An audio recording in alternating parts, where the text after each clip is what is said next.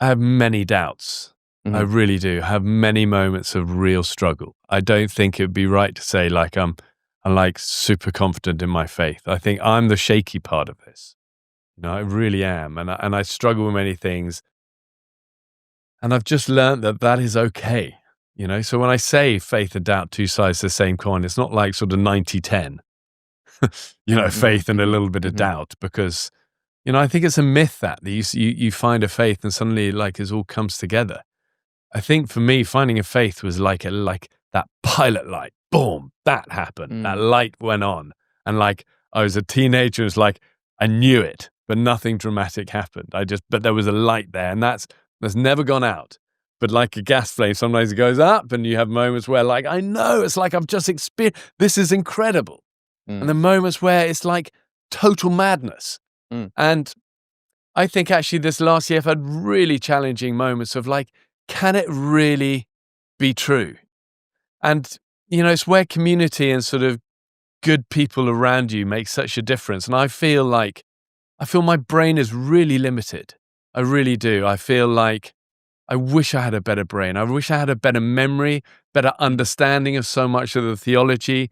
Mhm. It's actually why this book has helped me as well. And I listen to the audio of that book all the time, still, Right. even though I've written it, Right. because it's like the simple stuff is the important stuff. And I think sometimes with theology, we get so buried in the semantics and the weeds and the religion that even in our own hearts, we lose sight of what it was about. I mean, Jesus said it so simply. He said, I've just come to seek and save the lost. And it's like, I'm proud to have been amongst the lost. Mhm. And I don't want to complicate, I don't want to sort of over-religify sort of the job. I'm not asking to be made a theology don. Yeah. I'm just really happy to start the day on my knees and to receive help. Mm. And I try never to complicate it beyond that. So I wouldn't want people to get the impression or the feeling like, I'm riding high on faith. Because to be honest, that is a daily thing. The daily struggles are real. But through it all, I kind of hold on to a few promises, even when I'm not really feeling it.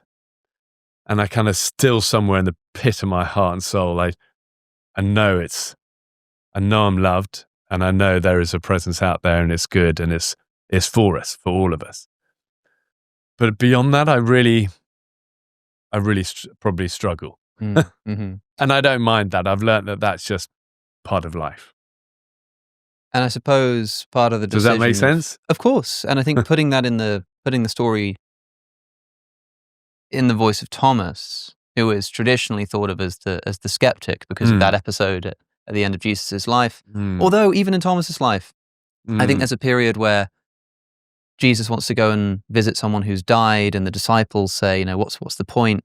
This person's dead, and it's Thomas who stands up and says, no, we should go with him. So I think that's Thomas right. is sometimes a bit maligned as as being fully characterized as doubting. But I'm really interested in hearing you say that how even listening to the book that you wrote, because of the fact that it takes you back to what's important, it can be quite sort of comforting remembering that that's what it's all about. But presumably in the process of putting that together, because you've got to make these choices and you've got to speak to theologians and you've got to look at this chronology and, how does it go together? Like John's gospel has Jesus flipping the tables at the temple near the beginning, and the synoptic gospels have it near the end, and you've got to sort of work it up.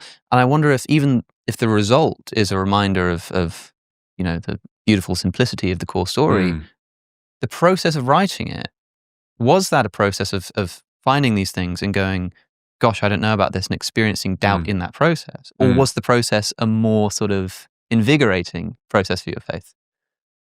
I think, I don't know, I think sort of putting context to the story brought it alive more and more as I did it. Right. Of like, taking it out of, as you say, the sparse simplicity of just how it's written in the New Testament. To be honest, that was always my experience. I'd always try and, as part of my daily life, read a little bit from the good book, try and do it every day. But it could be hard, and I think once you actually get into the stories, and also we become so familiar with the stories, that's the other danger. And that's why I wanted that's why Thomas, for example, I don't call him Thomas. He's Taum. Yeah, they're all the local Aramaic names, because I think otherwise you go, Thomas, this guy is going to be full of doubt. When actually, as you say, he was probably incredible. Had a few moments of doubt that becomes his trademark signature for the rest of human, mankind. So I wanted people to arrive like I was arriving at this, totally fresh, of like no expectation. And what's been so interesting, I've had so many notes from like top theologians around the world. And when I see it coming in, I'm always like, oh God, what's it going to say? It's going to be picking holes in this. And because like anything, nothing's going to be perfect, Mm-hmm.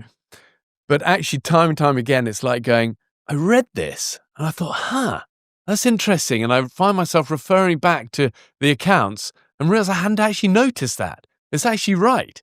It's like, and I don't know, there were loads of little moments like that. And that was my journey of discovery as well. Of, even little things. Like we always think the first people that saw Jesus were the wise men. Right. Because of course the wise men would come before the rough shepherds in dirty clothes and bad language and stinking of horse manure. Of course the king was to come. But as you know, the first people to see the baby Christ were the outcasts, the people who weren't even at Passover time allowed into the town because they were considered unclean. Mm-hmm. So they were kept outside the city limits always. But the star leads these rough, shepherds in to see the baby. And it's only really, they think, like 2 or 3 years later that these mystics, again, not, they're called wise kings, but actually they were realistically, I think, sort of Eastern mystics, right, who had been following this, the alignment of the stars with this conviction that the Savior is to be born in the city of David. Yeah. And they come and they provide what eventually is financial support for the years that they were about to live as refugees when they were. That was really interesting, because you talk about sort of them being gifted this gold, this sort of golden ornament, and this frankincense, and these gifts aren't really reflected on, but yeah, it made sense to think, well, if this precedes a flight to Egypt, this could be what they use to get through. Well, I think part of it, I mean, again, it's conjecture, isn't it? Who knows, But it makes sense. So like maybe the gold was just gave enough to last those years of living as nomads and refugees in the Egyptian desert, But then again, that would have been only the gold, I read a thing on this the other day. I can't remember what the frankincense was for, but certainly the myrrh, I think, was the burial one, So that was, is that right? I think it's right. Frankincense was something else. Yeah. But again, there's so many elements like this that we skip over, that it's like, for me, it's like too brilliant, right, to just have this story to fallen in these places, and that's a part for me is reassuring. And back to your times when you're saying of doubt, one of the ways I deal with my times of doubt is to look back of like actually into, and that's why this book has helped me so much in my own journey of faith.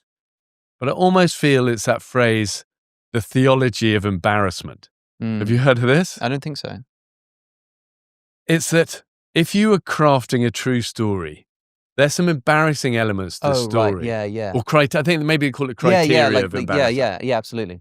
That just you wouldn't do. That you wouldn't make up. The child of wedlock, the sort of, you wouldn't write of yourself like betraying Jesus 3 times or appearing first to women and, in the resurrection. And it's a whole list of these sort of things and it's those elements that always kind of, I find reassuring. Mm-hmm. But again, I come from a very simple brain. I really do.